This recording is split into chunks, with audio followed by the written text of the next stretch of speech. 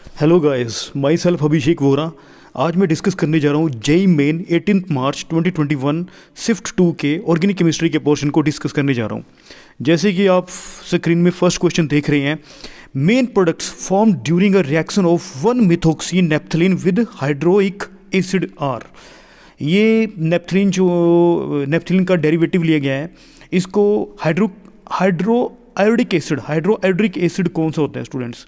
Hydro iodic acid जो है that is called HI, जिसको हम लोग बोलते हैं HI, hydro iodic acid. 1 methoxy naphthalene के साथ HI को रिएक्ट किया गया है और हमें प्रोडक्ट को फॉर्म करने के लिए बोला गया है। तो 1 मिथोक्सी नेप्थलीन जो है that is a derivative of naphthalene. पहले मैं नेप्थलीन को ड्रॉ कर रहा हूँ, आप देख सकते हैं कि ये नेप्थलीन आ गया, ये आ गया नेप्थलीन। 1 मिथोक्सी, ये फर्स्ट पोजीशन आ गई, और यहाँ पे जो ग्रुप है that is called OCH3 group को मिथोक्सी बोलते हैं। तो ये बन गया 1 मिथोक्सी नेप्थलीन। और जब हम लोग इसको हाइड्रो आयोडिक एसिड के साथ ट्रीट कराते हैं या फिर HI से जब हम लोग ट्रीट कराते हैं, तो ये जो ईथर है दैट गेट प्रोटोनेटेड। ये जो, क्योंकि इसमें ऑक्सीजन की इलेक्ट्रॉन की डेंसिटी होती है, सो दैट इज़ अ रीज़न ये जो ये आपको पता है HI जो है एसिडिक है, ये H+ आयन को रिलीज़ करेगा, तो जिसकी वजह से ये जो ईथर जो होगा दैट गेट प्रोटोनेटेड, ये प्रोटोनेटेड हो जाएगा। तो आप देख सकते हैं कि जब ये प्रोटोनेटेड होगा तो इस टाइप से ये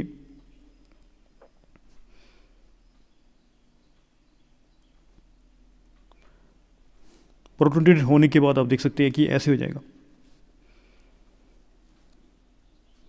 ये ऑक्सीजन जो है दैट गेट प्रोटोनेटेड, ये CH3 था, ये प्रोटोनेटेड हो गया, जिसकी वजह से इस पे ऑक्सीजन पे चार्ज कौन सा आ गया? पॉजिटिव चार्ज आ गया। ठीक है, अब हम लोग देख रहे हैं कि इसके बाद जो है आयोडीन आएगा, वो अटैक करेगा। अब वो आयोडीन का अटैक वो जो है वो कहाँ पे होगा, इस बारे में बात कर रहे हैं हम लोग कि आयोडीन जो है वो कहाँ पे अटैक करेगा, कहाँ से बॉन्ड की ब्रेकिंग होगी। हम लोग देख सकते हैं कि यहाँ से यदि बॉन्ड की ब्रेकिंग हो रही है तो एल्काइल हैलाइड की फॉर्मेशन होगी और फिनोल बन जाएगा, सॉरी OH ग्रुप यहाँ पे अटैच हो जाएगा, OH ग्रुप यहाँ पे आ जाएगा। ठीक है, OH ग्रुप आ जाएगा, फिनोलिक ग्रुप आ जाएगा, OH ग्रुप आ जाएगा। ठीक है, पर या फिर बॉन्ड की ब्रेकिंग यहाँ से कर सकते हैं हम लोग, यहाँ से बॉन्ड से की ब्रेकिंग यहाँ से हो सकती है या फिर यहाँ से हो सकती है। ठीक है, यहाँ से हो सकती है, या तो बॉन्ड की ब्रेकिंग यहाँ से हो सकती है या फिर बॉन्ड की ब्रेकिंग यहाँ से हो सकती है। तो हम लोग देख सकते हैं कि बॉन्ड की ब्रेकिंग जो है स्टूडेंट्स यहाँ से नहीं हो सकती, बॉन्ड की ब्रेकिंग जो है यहाँ से होगी, यहाँ से बॉन्ड की ब्रेकिंग होगी। क्यों होगी यहाँ से बॉन्ड की ब्रेकिंग? कारण ये है कि ऑक्सीजन पे अभी भी एक लोन पेयर ऑफ इलेक्ट्रॉन है, ऑक्सीजन पे भी लोन पेयर ऑफ इलेक्ट्रॉन है, जो कि रेजोनेंस में पार्टिसिपेट कर रहा है। रेजोनेंस में पार्टिसिपेट करने की वजह से इसमें पार्शियल डबल बॉन्ड करैक्टर आ जाएगा, और ये जो बॉन्ड जो होगा वो स्ट्रॉन्ग हो जाएगा। ठीक है, कार्बन और ऑक्सीजन के बीच में जो बॉन्ड है दैट इज, ये बॉन्ड जो होगा वो स्ट्रॉन्ग हो जाएगा। तो इस बॉन्ड का due to partial double bond character, due to resonance, electron जो है यहाँ पे जा रहे हैं, प्लस RF की वजह से इलेक्ट्रॉन जो है यहाँ पे जा रहे हैं, रिंग के अंदर जा रहे हैं, जिसकी वजह से ऑक्सीजन और कार्बन में पार्शियल डबल बॉन्ड करैक्टर आ जाएगा, और जिसकी वजह से ये जो बॉन्ड का क्लीवेज होगा दैट विल बिकम डिफिकल्ट, ये डिफिकल्ट हो जाएगा। तो यहाँ से बॉन्ड की ब्रेकिंग नहीं हो सकती, यहाँ से बॉन्ड की ब्रेकिंग नहीं हो सकती। तो फाइनली बॉन्ड की ब्रेकिंग कहाँ से होगी? ऑक्सीजन और कहाँ से होगा? ऑक्सीजन और कार्बन, यहाँ से बॉन्ड की ब्रेकिंग होगी। ठीक है, तो अब यहाँ पे बॉन्ड की ब्रेकिंग होगी तो स्टूडेंट कैसे होगा? देखो आप कि ये आयोडीन माइनस जो है इसके साथ अटैक करेगा। ठीक है, SN2 रिएक्शन हो रहा है। SN2 रिएक्शन में क्या होता है आपको पता ही है कि SN2 रिएक्शन में कि जो है ऑक्सीजन और कार्बन के साथ यहाँ पे बॉन्ड की ब्रेकिंग भी हो रही है और साइमल्टेनियसली इसके बीच में बॉन्ड की क्या हो रही है? फॉर्मेशन भी हो रही है। तो that is called SN2 reaction बोलते हैं इसको। ठीक है, तो फाइनली हम लोग देख सकते हैं स्टूडेंट्स कि यहाँ पे जो है आप देख सकते हैं किस टाइप के प्रोडक्ट की फॉर्मेशन हो जाएगी। आप देख सकते हैं कि यहाँ पे जो है दैट विल बी CH3 और O के बीच में बॉन्ड की ब्रेकिंग हो जाएगी। ठीक है, और ये जो है बॉन्ड की ब्रेकिंग होने के बाद जो है, बॉन्ड की ब्रेकिंग होने के बाद ये यहाँ पे CH3 जो है आयोडीन के साथ बॉन्ड की फॉर्मेशन कर लेगा, तो ये मिथाइल आयोडाइड की फॉर्मेशन हो जाएगी, और साथ में यहाँ पे क्या बन जाएगा? ये यहाँ से बॉन्ड की ब्रेकिंग हो रही है और ये that is called alpha naphthol की फॉर्मेशन हो जाएगी। ठीक है, और अल्फा नेप्थोल की फॉर्मेशन हो जाएगी। तो आप देख सकते हैं कि अल्फा नेप्थोल बन जाएगा, यहाँ पे ये बन गया अल्फा नेप्थोल। आई थिंक आप लोगों को क्लियर हो गया होगा कि यहाँ पे जो है 1-मिथोक्सीनेप्थिलीन जो है उसको HI के साथ ट्रीट किया गया है, तो ये जो ईथर जो है दैट विल गेट प्रोटोनेटेड हो जाएगा। तो अब हम लोगों को यही देखना है कि ये एक्चुअली में न्यूक्लियोफिलिक सब्स्टिट्यूशन रिएक्शन है ना। तो यहाँ पे जो है बॉन्ड की ब्रेकिंग जो है कार्बन और यहाँ से बॉन्ड की ब्रेकिंग हो सकती है या फिर ऊपर से बॉन्ड की ब्रेकिंग हो सकती है, ठीक है। तो यहाँ से जो है ड्यू टू रेजोनेंस यहाँ पे पार्शियल डबल बॉन्ड करैक्टर आ जाएगा, और जिसकी वजह से ये जो बॉन्ड होगा दैट विल, इसका जो क्लीवेज होगा यहाँ से डिफिकल्ट हो जाएगा, ठीक है। तो ये बॉन्ड की जो ब्रेकिंग होगी that will take place from this side, ठीक है। यहाँ से बॉन्ड की ब्रेकिंग हो जाएगी, और जब ये बॉन्ड की ब्रेकिंग हो रही होगी साइमल्टेनियसली आयोडीन के साथ जो है बॉन्ड की क्या हो जाएगी, फॉर्मेशन हो जाएगी, ठीक है। और फाइनली मिथाइल आयोडाइड और अल्फा नेप्थोल की फॉर्मेशन हो जाएगी। तो ये इसका जो है you can to say that this is the final product जो हम लोगों को पूछा गया था कि मेन प्रोडक्ट्स जो है जब 1-मिथोक्सीनेप्थिलीन को HI के साथ ट्रीट किया जाएगा तो कौन से मेन प्रोडक्ट बनेंगे। तो यहाँ पे आप देख सकते हैं कि ये जो है अल्फ़ा नेप्थोल बन रहा है, और अल्फ़ा नेप्थोल और मिथाइल आयोडाइड की क्या हो रही है, फॉर्मेशन हो रही है।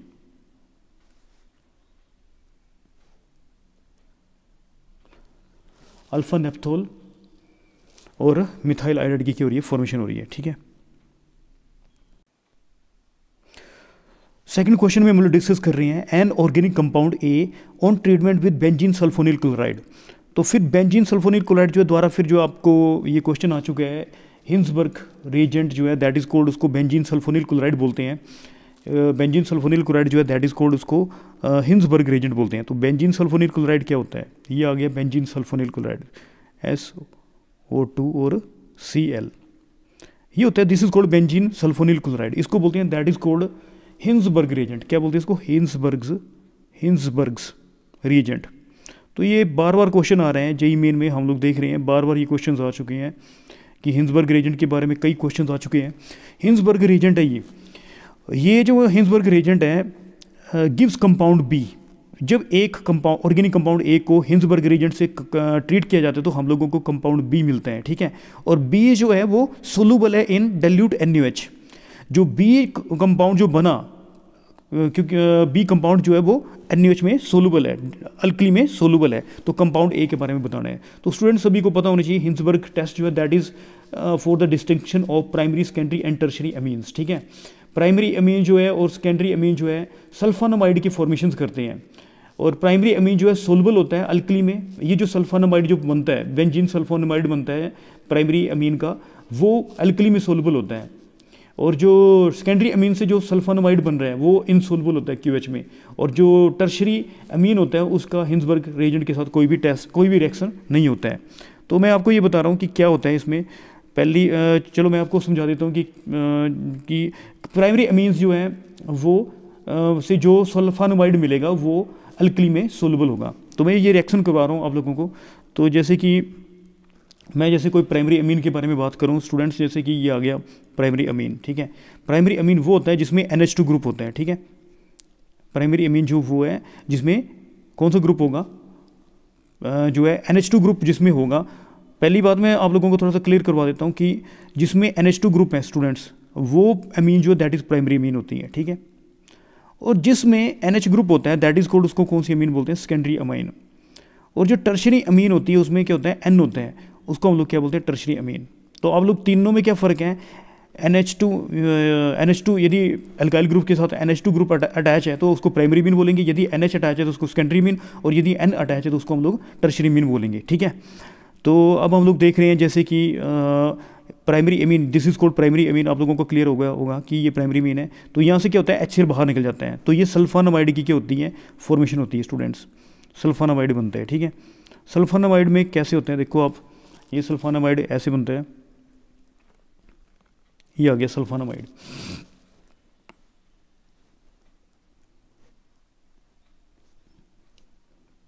HCl बाहर निकल गया और नाइट्रोजन यहाँ से अटैच हो जाएगा, नाइट्रोजन यहाँ पे हाइड्रोजन और यहाँ पे अल्काइल ग्रुप आ गया, ठीक है।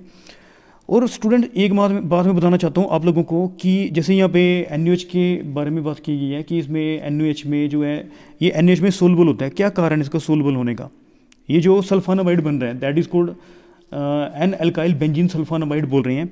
तो ये जो सल्फानामाइड बन रहा है ये NaOH में सोलबल होता है। कारण ये है कि यहाँ पे जो ग्रुप अटैच है, SO2 ग्रुप जो अटैच है, ये जो सल्फोनामाइड में जो हाइड्रोजन अटैच है, ये जो हाइड्रोजन अटैच है ये हाईली एसिडिक इन नेचर है, स्ट्रॉन्गली एसिडिक है। क्यों? क्योंकि यहाँ पे जो सल्फोनिल ग्रुप अटैच कर रखा है, यहाँ पे जो सल्फोनिल ग्रुप अटैच कर रखा है, ठीक है, सल्फोनिल ग्रुप जो अटैच है वो स्ट्रॉन्ग इलेक्ट्रॉन विड्रॉइंग ग्रुप है। क्या है? स्ट्रॉन्ग इलेक्ट्रॉन विड्रॉइंग ग्रुप है। ये अपनी तरफ इलेक्ट्रॉन को क्या कर रहा है? खींच रहा है। लग रहा है पता है? ये स्ट्रॉन्ग इलेक्ट्रॉन विड्रॉइंग ग्रुप है, जिसकी वजह से ये जो हाइड्रोजन है that is highly acidic in nature. ये हाईली एसिडिक होने की वजह से, हाईली एसिडिक होने की वजह से, एसिडिक होने की वजह से जो है हाईली एसिडिक है ये हाइड्रोजन, इसलिए ये NaOH में क्या है? सोलूबल है। इसलिए यही कारण है कि ये जो है NaOH में सोलूबल है, अल्कली में सोलूबल है। तो पता लग गया यहाँ पे सभी को, ठीक है, कि जो प्राइमरी अमीन जो है, प्राइमरी अमीन जो एन अल्काइल बेंजीन सल्फोनामाइड की फॉर्मेशन कर रही हैं, ठीक है, वो जो हाइड्रोजन होता है that is highly acidic in nature, और ये जो हाईली एसिडिक होने की वजह से NaOH में क्या होता है? सोलूबल होता है। ठीक है, तो यही पूछा गया था क्वेश्चन में आप लोगों को कि डिल्यूट NaOH में जो है वो कंपाउंड कौन सा कंपाउंड है। तो ये कंपाउंड जो है डेफिनेटली जो है प्राइमरी अमीन होगा, NH2 ग्रुप होगा उसमें, तभी जाके वो जो है उसका जो एमाइड होगा, जो सल्फोनामाइड जो उसका फॉर्म हो रहा है वो NaOH में क्या होगा? सोल्यूबल होगा। यदि स्टूडेंट मैं सेकेंडरी अमीन के बारे में बात करूँ तो बट भी लेपन ना हो। सेकेंडरी अमीन के बारे में यहीं पे मैं इसको एडजस्ट कर रहा हूँ कि यदि सेकेंडरी अमीन के बारे में बात करें तो यहाँ पे आप लोगों का यहाँ पे जो है 2 एल्काइल ग्रुप आ जाएंगे। ठीक है, यहाँ पे 2 एल्काइल ग्रुप मैंने लगा दिए। ठीक है, और यहाँ पे देख सकते हैं आप लोग स्टूडेंट, यहाँ से वर्ड भी लेपन ना हो, यहाँ से क्या हो गया? HCl बाहर निकल गया। ठीक है, HCl बाहर निकल गया, आप देख सकते हैं कि ये HCl बाहर निकल गया। ठीक है, और यहाँ पे जो है दोबारा फिर जो है आप देख सकते हैं कि N di alkyl benzene sulfonamide की फॉर्मेशन हो जाएगी, और यहाँ पे जो है हाइड्रोजन की जगह क्या आ जाएगा? क्या आ जाएगा आपका? यहाँ पे हाइड्रोजन की जगह जो है यहाँ पे एल्काइल ग्रुप आ जाएगा। ठीक है, ये एल्काइल ग्रुप आ गया। ठीक है, तो अब ये जो एल्काइल ग्रुप है इसमें कोई भी हाईली एसिडिक हाइड्रोजन प्रेजेंट नहीं है, तो जिसकी वजह से इसमें हाईली एसिडिक हाइड्रोजन नहीं है, एसिडिक हाइड्रोजन नहीं है, तो जिसकी वजह से ये NaOH में क्या होगा? क्या होगा? इनसोल्युबल होगा। क्या होगा? इनसोल्युबल होगा। ठीक है जी, यहाँ तक क्लियर हो गया सभी को? इनसोल्युबल होगा। और यदि मैं टर्शरी अमीन के बारे में बात करूँ तो टर्शरी अमीन के साथ जो है रिएक्शन ही नहीं होगा। यदि यहाँ पे मैं क्या लगा दूँ? एल्काइल ग्रुप लगा दूँ। ठीक है, लग गया पता सभी को? तो हिंसबर्ग जो रिएजेंट है उसके साथ इसका रिएक्शन नहीं हो पाएगा, नहीं हो पाएगा। हिंसबर्ग रिएजेंट के साथ कोई भी रिएक्शन नहीं होगा। ठीक है, तो ये एक टेस्ट है that is for the distinction of primary, secondary और टर्शरी अमीन्स के लिए जो है दैट इज़ कॉल्ड, एक टेस्ट होता है, हिंसबर्ग टेस्ट बोलते हैं जिसको। ठीक है, यहाँ पे तीनों एल्काइल ग्रुप हो गया, HCl बाहर नहीं निकल सकता, so that is a reason no reaction. तो टर्शरी अमीन के साथ कोई भी रिएक्शन नहीं होगा। तो आप लोगों को क्लियर हो गया यहाँ तक?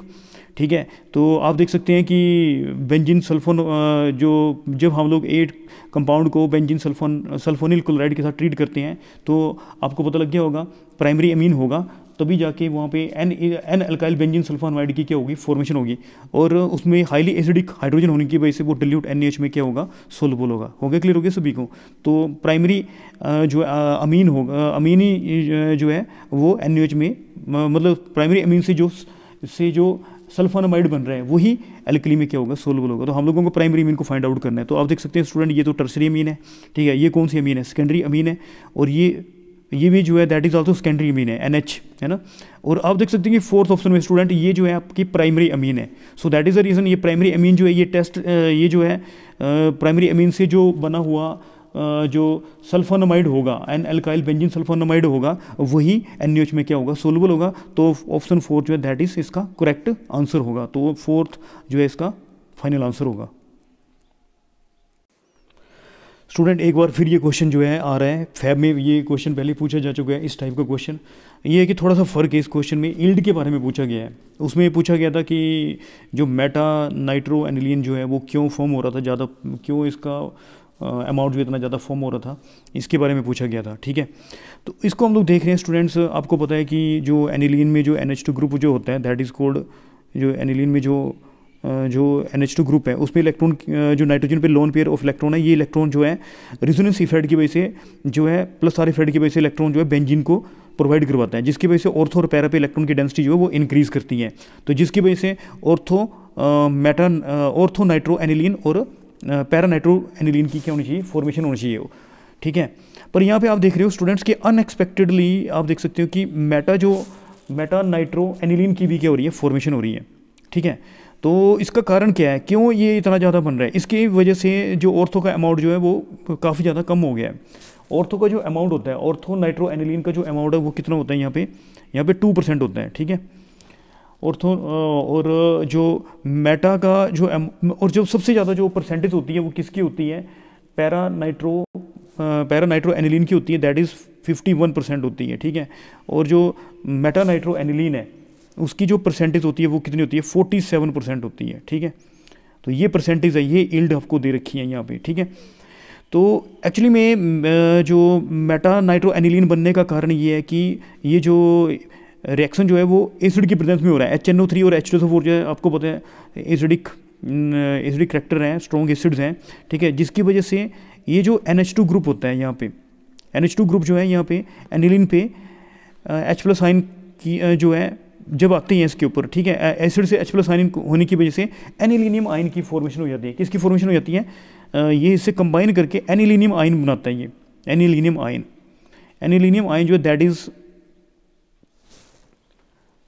NH3+, ठीक है, एनिलीनियम आयन की फॉर्मेशन हो जाती है। और ये जो एनिलीनियम आयन होता है जो है वो स्ट्रॉन्ग डीएक्टिवेटिंग ग्रुप है, और ये इलेक्ट्रॉन की डेंसिटी को मेटा पोजीशन पे कम इलेक्ट्रॉन की डेंसिटी को ऑर्थो और पैरा पे कम कर देगा, ठीक है, जिसकी वजह से मेटा डायरेक्टिंग प्रोडक्ट की क्या होती है, फॉर्मेशन हो रही है। मैं बार बार बोल रहा हूँ, एनिलियम जब ये एसिड से H+ आयन आते हैं तो एनिलीन जो है दैट गेट प्रोटोनेटेड और एनिलीनियम आयन की फॉर्मेशन हो जाती है। ये एनिलीनियम आयन जो है वो फॉर्म हो रहा है, क्या फॉर्म हो रहा है, एनिलीनियम आयन की फॉर्मेशन हो रही है, लीनियम आयन, एनिलीनियम आयन की फॉर्मेशन हो रही है। और ये डीएक्टिवेटिंग ग्रुप है, और इलेक्ट्रॉन डीएक्टिवेटिंग ग्रुप होने की वजह से ये जो है इलेक्ट्रॉन की डेंसिटी को कम कर देगा, और जो है डीएक्टिवेटिंग ग्रुप होने की वजह से ये मेटा डायरेक्टिंग होता है, जिसकी वजह से 47% जो है मेटा नाइट्रो एनिलीन की क्या होती है, फॉर्मेशन होती है। तो आप देख सकते हैं कि इसके अमाउंट के बारे में पूछा गया है कि किसका अमाउंट जो है वो सबसे ज़्यादा है। तो आप देख सकते हैं कि पैरा का जो अमाउंट है, ABC में हम लोग यदि कैटेगराइज करें तो पैरा का जो अमाउंट है वो सबसे ज़्यादा है, ठीक है, क्योंकि वो 51% है। आपको पता लग गया होगा कि यहाँ पे ये जो है दैट इज़ कौन सा अमाउंट है इसका, 51% है, ठीक है।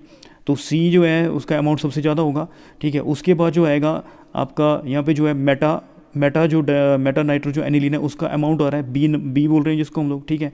और जो सबसे कम अमाउंट जो होगा वो ऑर्थो नाइट्रो एनिलीन का होगा, और वो जो अमाउंट है दैट इज़ 2% है, ठीक है। तो ये ऑर्डर बन जाएगा C, B और A। तो आप देख सकते हैं कि थर्ड के साथ ये मैच कर रहे हैं, सो दैट इज़ द थर्ड जो है राइट आंसर होगा, ठीक है। लग गया पता सभी को।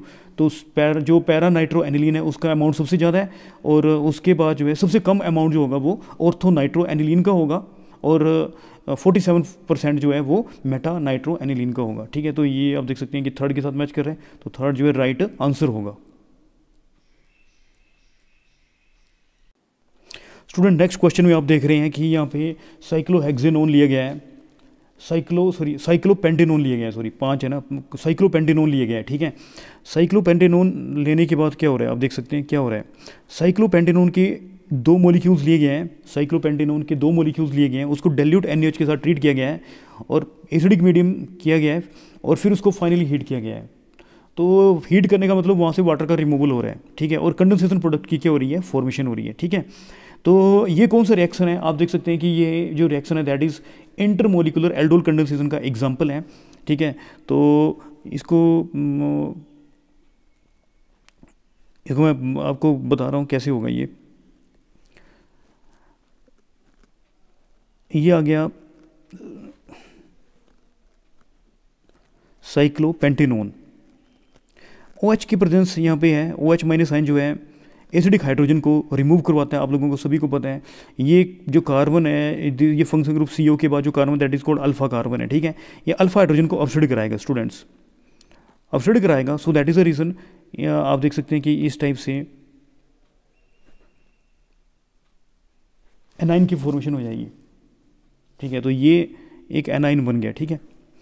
अब ये जो एनाइन है आपको पता है 2 मॉलिक्यूल्स लिए हुए हैं, ठीक है। ये एनाइन जो है कैसे, सॉरी यहाँ पे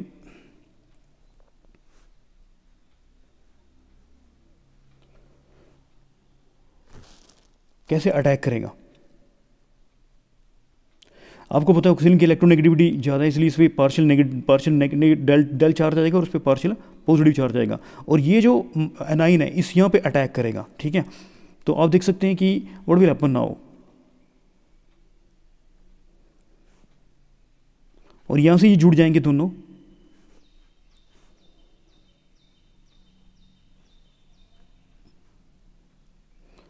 यहाँ से ये जुड़ जाएंगे, ठीक है।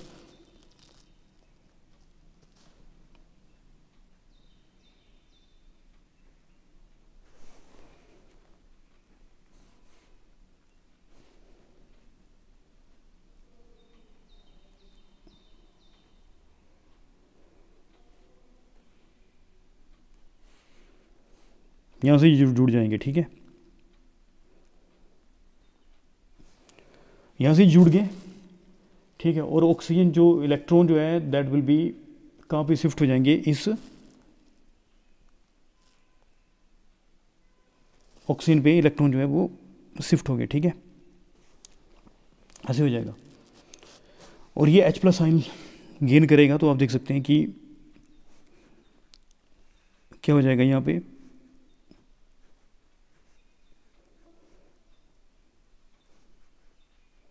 यहाँ पे OH,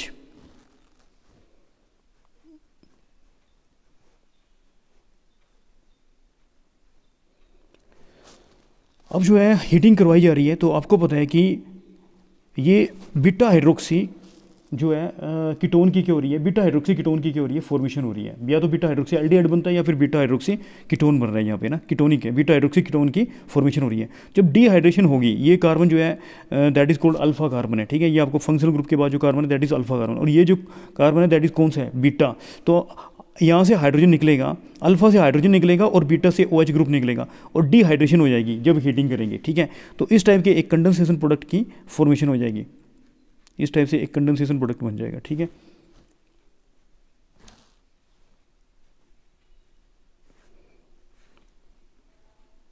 इस टाइप से कंडेंसेशन प्रोडक्ट बन गया। और यहाँ पे जहाँ से वाटर निकला है वहाँ पे जो है डबल बॉन्ड की क्या होगी, फॉर्मेशन हो जाएगी।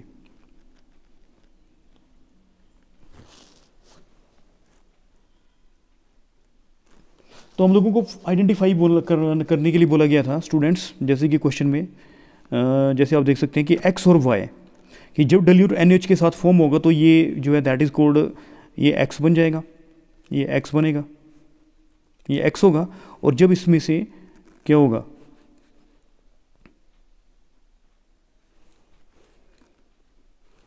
और जब इसमें से वाटर निकल जाएगा, हीट करेंगे तो जब वाटर निकल जाएगा और Y बनेगा, तो ये Y प्रोडक्ट की फॉर्मेशन आ जाएगी। तो हम लोगों को X और Y को फाइंड आउट करने के लिए बोला गया था, तो X ये होगा और Y ये होगा। तो इंटरमोलिकुलर जो है एल्डोल कंडेंसेशन रिएक्शन का एग्जांपल है। या फिर आप ऐसे सिंपली वे से आप बोल सकते थे कि यहाँ से जो H है वो कहाँ पे चला जाएगा। यहाँ से आप देख सकते हैं कि सिंपली आप ऐसे भी कर सकते थे कि जैसे कि हम लोग करते हैं, जनरली करते हैं कि इस टाइप से रिएक्शन है ये आपका, मैं आपको दूसरे वे से समझा सकता हूँ। ये जैसे 2 मॉलिक्यूल्स हम लोगों ने ले लिए, ठीक है, ये हो गया, ये आ गया साइक्लोहेक्सेनोन।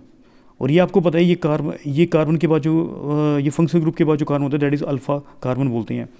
और ये जो हाइड्रोजन है यहाँ से ना, अल्फा जो हाइड्रोजन है, ये जो अल्फा हाइड्रोजन है, ठीक है, व्हाट विल हैपन नाउ, यहाँ से H जो निकलेगा ये कहाँ पे अटैच हो जाएगा, यहाँ पे अटैच हो जाएगा।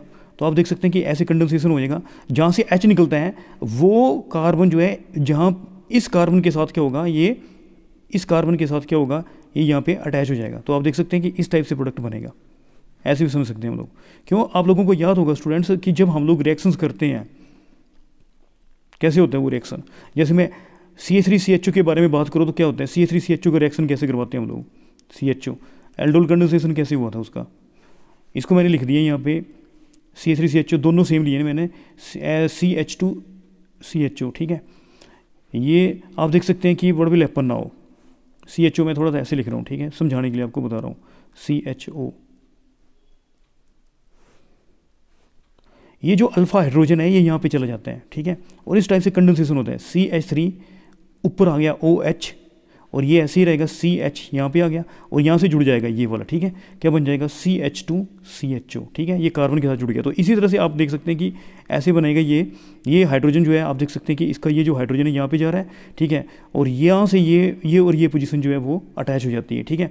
तो आप देख सकते हैं कि इस टाइप से जो है दैट विल बी ऑक्सीजन, और यहाँ से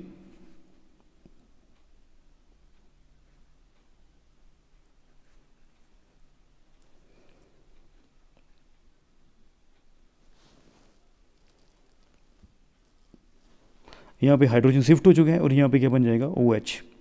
ठीक है, क्लियर हो गया सभी को। यहाँ से H जो है स्टूडेंट्स, जैसे और कलर से मैं बता देता हूँ आप लोगों को, यहाँ से H जो है यहाँ पे गया ऑक्सीजन के साथ अटैच हो गया, OH बन गया। ठीक है, और यहाँ पे जो है ये वाला कार्बन इस कार्बन के साथ यहाँ पे जुड़ जाएगा। कहाँ पे जुड़ेगा? ये कार्बन जो है इस कार्बन के यहाँ से जुड़ गया। तो देख लो आप, ये कार्बन यहाँ पे जुड़ गया और इसके साथ जो है OH। ठीक है, और जब डिहाइड्रेशन होती है तो बड़ा लेपन ना हो, यहाँ से H। ठीक है, ये जो है बीटा हाइड्रोक्सी कीटोन की फॉर्मेशन होगी, यहाँ से वाटर निकलेगा। तो simply you can to say that कि ये हो गया। यहाँ पे जब हीटिंग करेंगे तो व्हाट विल हैपन नाउ, ये हीटिंग करेंगे तो यहाँ पे डबल बॉन्ड क्या फॉर्म हो जाएगा। ठीक है,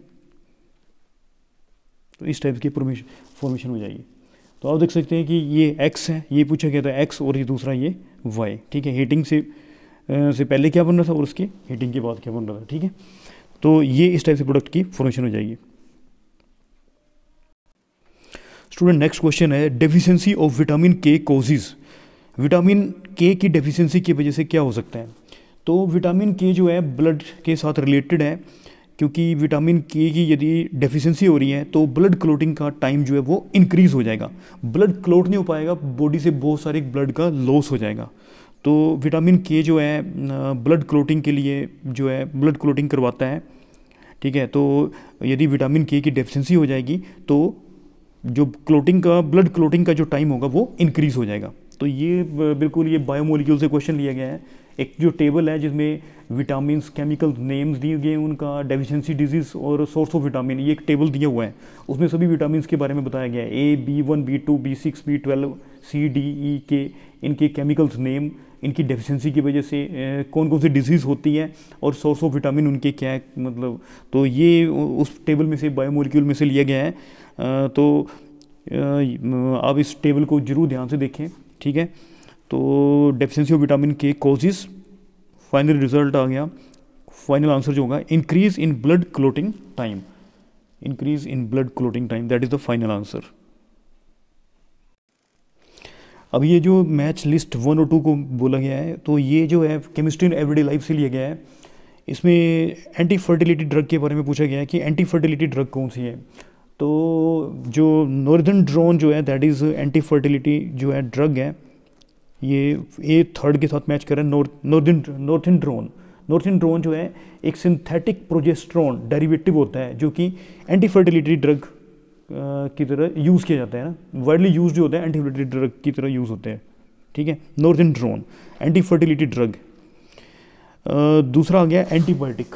एंटीबायोटिक जो है दैट इज़ सेल्वेरिसन है। ये एंटीबायोटिक जो बी जो है वो 4 के साथ मैच करेगा। और ट्रैंकुलाइज़र के बारे में बात करें तो जो है दैट इज़ कोल्ड मिप्रोबिमेट। और आर्टिफिशियल जो स्वीटनर जो है दैट इज़ अलीटेम, ये हम लोगों को ऑलरेडी पता है। ठीक है, तो anti fertility drug I think पहले भी पेपर में पूछा गया था, नोवेस्ट्रोल पूछा गया था उसके बारे में। नोवेस्ट्रोल जो है ये जो है एस्ट्रोजन डेरिवेटिव होती है और इसका कम्बिनेशन किया जाता है प्रोजेस्टेरोन डेरिवेटिव के साथ।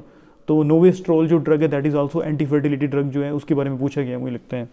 एंटी फर्टिलिटी जो ड्रग है यहाँ पे जो है दूसरी बार क्वेश्चन पूछा गया है। नॉर्थनड्रोन जो है that is synthetic progesterone derivative होता है और वाइडली यूज होता है एंटी फर्टिलिटी ड्रग। ठीक है, तो आप देख सकते हैं कि ये जो है मैच करने के लिए बोला गया। तो एंटीबायोटिक जो दैट इज़ सेवलरसन जो है दैट इज़ एंटीबायोटिक है और ट्रैंकुलाइजर जो है दैट इज़ मेप्रोबिमेट।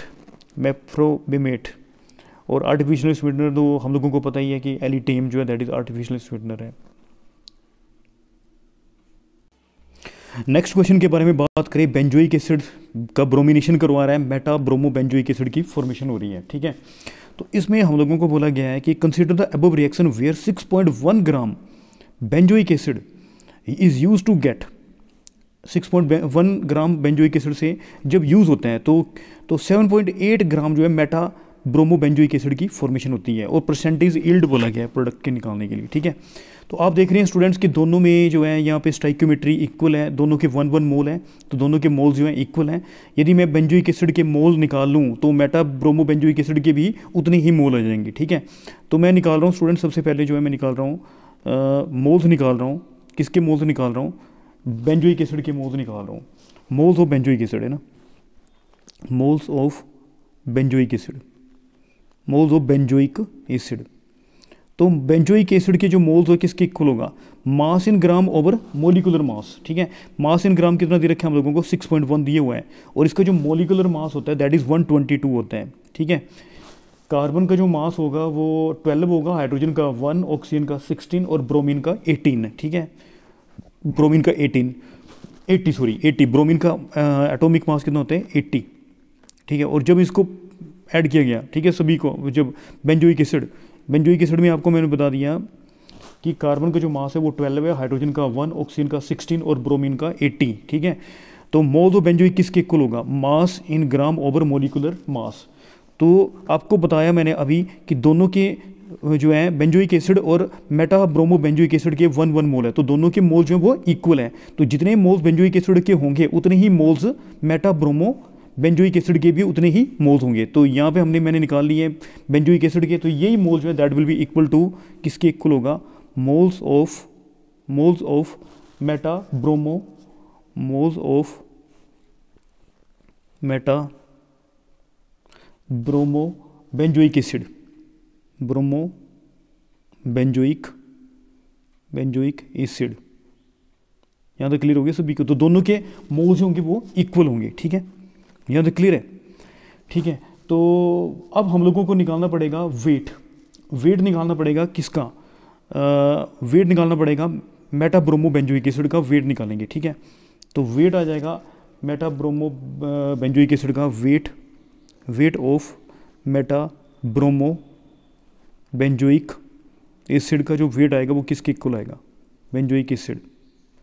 वेट किसके इक्वल होगा, आपको पता है मोल जो that is equal to mass over molecular mass, molar mass या मोलर मास, ठीक है। तो मास किसके इक्वल होगा, मास जो that will be equal two moles into molar mass. यहाँ तक क्लियर हो गया सभी को। तो मोल्स कितने आ रहे हैं इसके, अभी हम दोनों के मोल्स इक्वल हैं, बेंजोइक एसिड के भी और मेटा ब्रोमो बेंजोइक एसिड के भी मोल्स जो है वो इक्वल हैं। तो मोल्स कितनी है इसके, आप देख सकते हैं कि मोल जो आगे इसके 6.1 ओवर 122, ये आगे मोल्स इनटू मास निकालना है तो क्या होगा, मोलिकुलर मास से मल्टीप्लाई हो जाएगा, मोलिकुलर मास से मल्टीप्लाई हो जाएगा, ठीक है। मास निकालना तो मोल्स और मोलिकुलर मास से मल्टीप्लाई हो जाएगा, ठीक है। और यहाँ पे आ गया मेटा ब्रोमो बेंजोइक एसिड का जो मोलिकुलर मास आ जाएगा that will be equal to 201, ठीक है। और ये कैलकुलेट करके आ गया 10.05। यहाँ तक क्लियर हो गया सभी को, 10.05।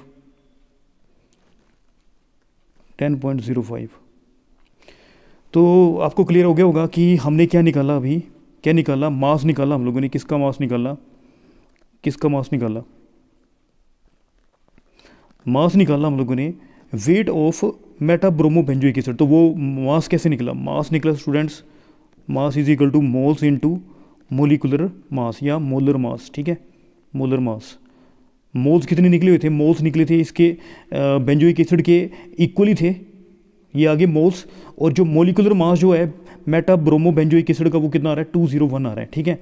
तो वेट आ गया कितना आ गया 10.05, किसका, मेटा ब्रोमो बेंजोइक एसिड का, ठीक है। और तो परसेंट हम लोगों को क्वेश्चन में क्या बोला गया है, सुन लो ध्यान से, ठीक है। Percentage yield of the product, मतलब हमें परसेंटेज यील्ड निकालनी है किसकी, मेटा ब्रोमो बेंजोइक एसिड की हम लोगों को परसेंटेज यील्ड निकालनी है। तो परसेंटेज यील्ड कैसे निकलेगी स्टूडेंट्स, परसेंटेज यील्ड निकलती है, परसेंटेज यील्ड जो that will be equal to actual weight over theoretical wait,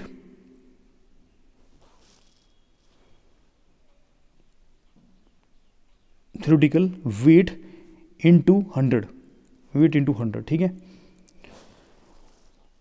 मतलब बनना चाहिए, कितना बनना चाहिए था यहाँ पे, जो बनना चाहिए कितना बनना चाहिए, अब देखिए थ्योरेटिकल वेट जो है कितना बनना चाहिए,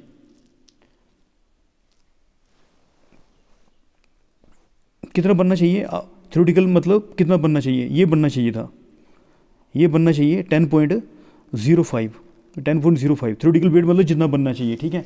और बना कितना, क्वेश्चन में दिया हुआ है, क्वेश्चन में बोला हुआ है, देखो आप पढ़ लो कि 7.8 ग्राम जो है मेटा ब्रोमोबेंजोइक एसिड बन रहा है।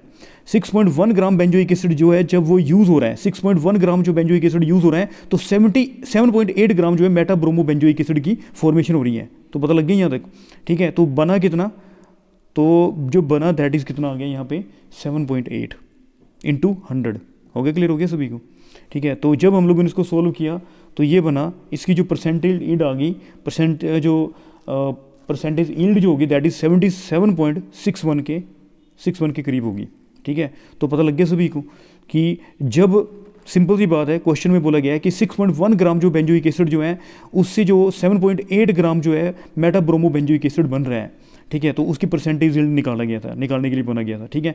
तो कितना बन रहा था, 7.8 ग्राम बन रहा था, ठीक है। तो हम लोगों को एक्चुअली बनना चाहिए था, कितना बनना चाहिए था, आप देख सकते हैं कितना बनना चाहिए था, 10.05 बनना चाहिए था, ठीक है। तो इतना बनना चाहिए था और बना कितना, 7.8 बना, ठीक है। तो परसेंटेज ईल्ड आ जाएगी 77 पॉइंट कितना होगा, 61% होगा, ठीक है। स्टूडेंट नेक्स्ट जो है, गिवन बिलो और टू स्टेटमेंट्स दी गई है, स्टेटमेंट 1 और स्टेटमेंट 2 दी गई है। तो इसमें बताना है कि कौन सी स्टेटमेंट जो है ट्रू है और फॉल्स है, ठीक है। तो पहले जो है फिर स्टेटमेंट 1 में बोल रहे हैं C2H5OH और AgCN both can generate nucleophile. Definitely ये जो है न्यूक्लियोफाइल जो है जनरेट करते हैं, क्यों, क्योंकि इसमें लोन पेयर ऑक्सीजन के ऊपर भी लोन पेयर ऑफ इलेक्ट्रॉन है और यहाँ पे नाइट्रोजन के ऊपर भी लोन पेयर ऑफ इलेक्ट्रॉन है। तो जिसकी वजह से ये क्या करते हैं, ये जो है OH और CN माइनस, ठीक है, OH माइनस और CN माइनस जो है न्यूक्लियोफाइल को क्या करते हैं, जनरेट करते हैं। तो डेफिनेटली जो है ये जो है C2H5OH जो है ऑक्सीजन पे लोन पेयर ऑफ इलेक्ट्रॉन है और यहाँ पे जो AgCN नाइट्रोजन के ऊपर जो है लोन पेयर ऑफ इलेक्ट्रॉन है। तो जिसकी वजह से ये दोनों जो है क्या कर रहे हैं, न्यूक्लियोफाइल को क्या कर रहे हैं, जनरेट कर रहे हैं, ठीक है। यहाँ तक क्लियर हो गया सभी को। तो आपको पता लग गया होगा कि अल्कोहल में जो है, इथेनॉल में ऑक्सीजन पे लोन पेयर की वजह से ये न्यूक्लियोफाइल एक्ट कर रहे हैं, जनरेट कर रहे हैं, और AgCN में नाइट्रोजन के लोन पेयर की वजह से ये न्यूक्लियोफाइल जो है एक्ट कर रहे हैं, ठीक है।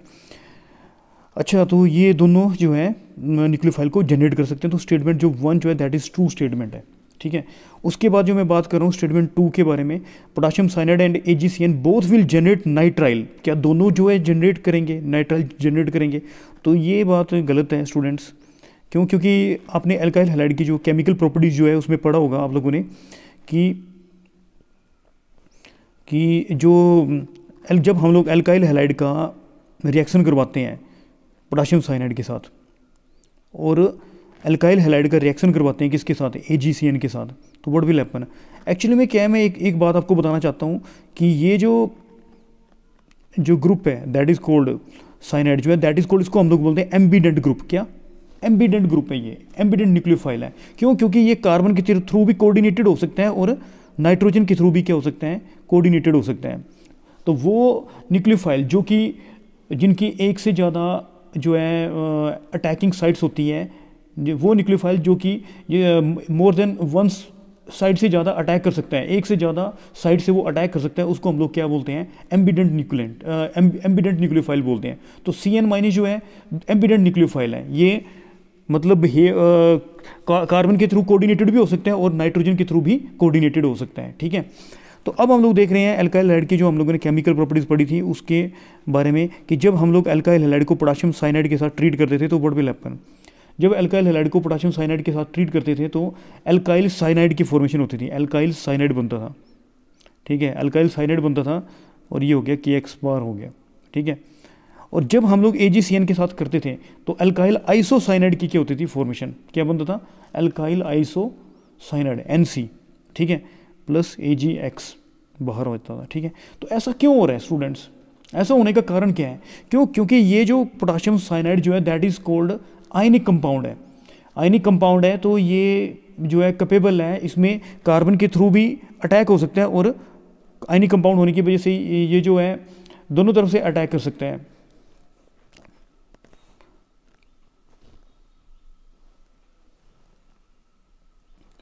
अटैक जो है कार्बन के थ्रू भी हो सकता है और नाइट्रोजन के थ्रू भी हो सकता है, ठीक है।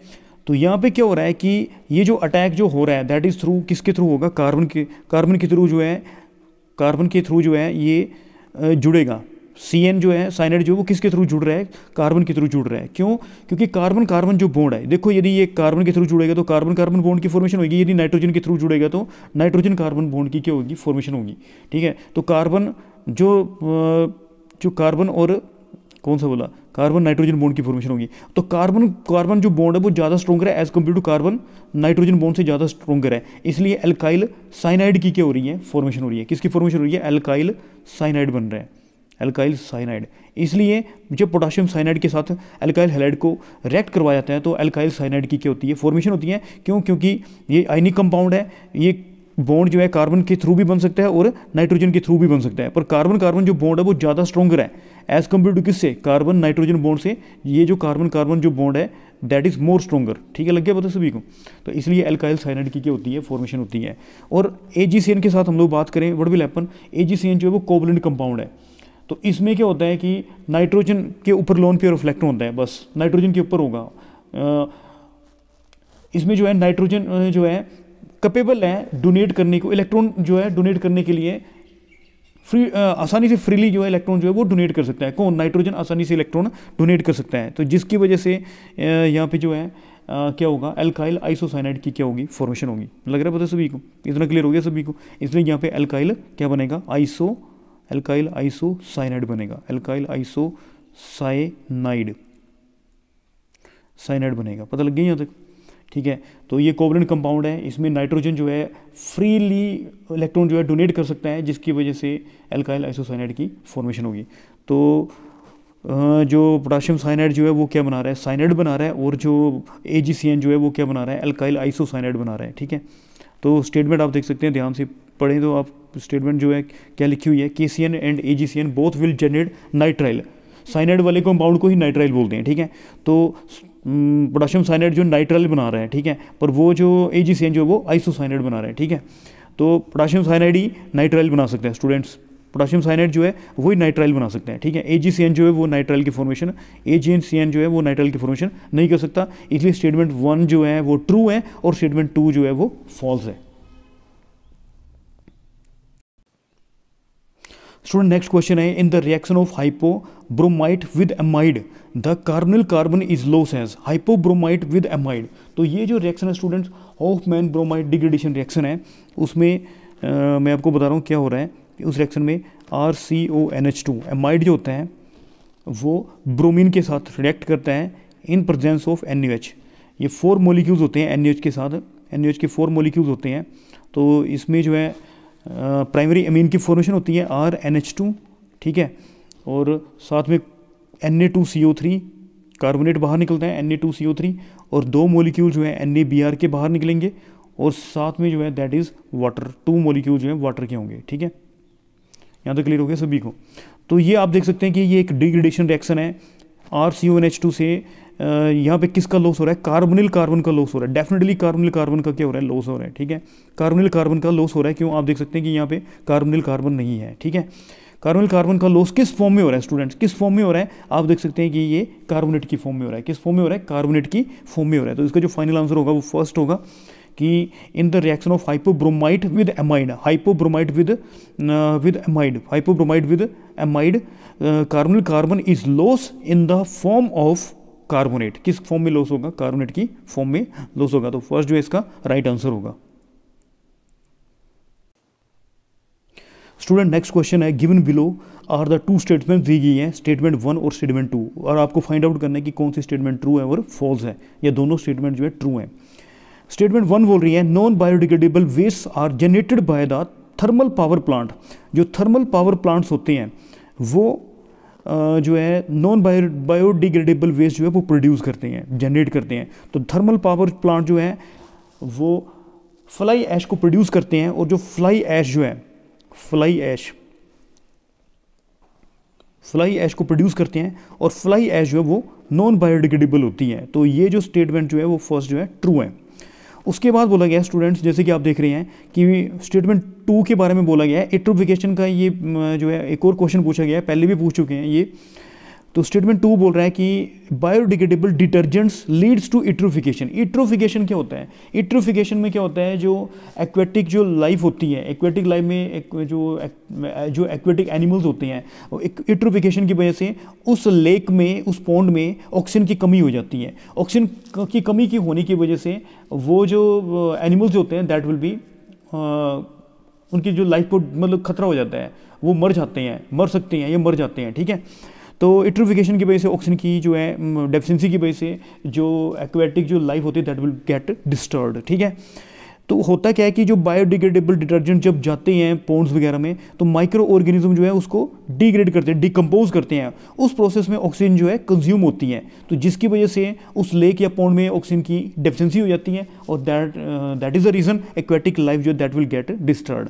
तो डेफिनेटली जो है बायोडिग्रेडेबल डिटर्जेंट की वजह से इट्रोफिकेशन होता है। बायोडिग्रेडेबल डिटर्जेंट जो है उनकी वजह से इट्रोफिकेशन होता है, क्योंकि उनको डिकम्पोज करने के लिए माइक्रो ऑर्गेनिज्म जो है ऑक्सीजन को यूज़ करते हैं। तो ऑक्सीजन की कमी होने को ही हम लोग क्या बोलते हैं, इट्रोफिकेशन बोलते हैं। और इट्रोफिकेशन की वजह से जो एक्वेटिक लाइफ जो होती है वो डिस्टर्ब हो जाती है, ठीक है। तो both the statements are true statements हैं। तो स्टूडेंट लास्ट क्वेश्चन को डिस्कस करने जा रहा हूँ। In the following molecules hybridization of A, B and C, जो कार्बन ए बी और सी जो कार्बन है उनके हाइब्रिडाइजेशन के बारे में पूछा गया है। तो ये जो हाइब्रिडाइजेशन जो है that will B depend upon sigma bond. यदि कार्बन की सराउंडिंग में 4 सिग्मा बॉन्ड है तो 4 सिग्मा बॉन्ड है तो हाइब्रिडाइजेशन sp3 होती है, और यदि 3 सिग्मा बॉन्ड है तो sp2 होती है, ठीक है। तो इस टाइप से होता है। तो आप देख सकते हैं कि ए चॉइस में हम लोग मैं बात करूँ तो ए जो चॉइस है उसमें जो है 4 सिग्मा बॉन्ड है। आप इसको ऐसे भी लिख सकते हैं, आप इसको ऐसे लिख सकते हैं, कार्बन यहाँ पे हाइड्रोजन 3 आ गए, ठीक है, 1 2 3 1 2 3। तो आपको पता है ये सिग्मा बॉन्ड, ये सिग्मा बॉन्ड, ये सिग्मा बॉन्ड 1 2 3, और ये कार्बन के साथ जो है सिग्मा बॉन्ड है। तो 4 सिग्मा बॉन्ड है। तो स्टूडेंट जो ए होगा वो कार्बन जो है दैट इज़ कौन सा होगा, sp3 हाइब्रिडाइज होगा। कौन सा होगा, sp3। आप देख सकते हैं कि स्टूडेंट ये सिग्मा बॉन्ड है, ये नीचे वाला पाई बॉन्ड है, ये वाला सिग्मा है और ये वाला सिग्मा है। तो इस बी जो कार्बन है, बी कार्बन के जो है कितने सिग्मा बॉन्ड आ रहे हैं, बी कार्बन में कितने सिग्मा बॉन्ड आ रहे हैं। आप देख सकते हैं कि 3 सिग्मा बॉन्ड आ रहे हैं, ठीक है। तो 3 सिग्मा बॉन्ड आ रहे हैं, इसलिए ये जो कार्बन होगा वो कौन सा होगा, sp2 हाइब्रिडाइज होगा। तो इस कार्बन के बारे में बात करें स्टूडेंट, ये सिग्मा बॉन्ड, ये सिग्मा बॉन्ड, ये सिग्मा बॉन्ड और ये वाला पाई बॉन्ड, ठीक है। तो इस कार्बन के सराउंडिंग में भी कितने बॉन्ड है, 3 सिग्मा बॉन्ड है। इसलिए सी जो कार्बन है that is also, C carbon जो है दैट इज़ आल्सो कौन सा है, sp2 है। हो गया, क्लियर हो गया सभी को। तो हाइब्रिडेशन कौन कौन सी होगी स्टूडेंट्स, sp3, sp2 और sp2, ठीक है। ए की जो hybridisation that is sp3, B की जो हाइब्रिडेशन है sp2 और सी की जो हाइब्रिडेशन है वो sp2, ठीक है। तो ये इसका फाइनल आंसर होगा। तो स्टूडेंट मैं सारे के सारे मैंने जेईई मेन के जो मार्च के पेपर जो है मैंने डिस्कस कर दिए हैं।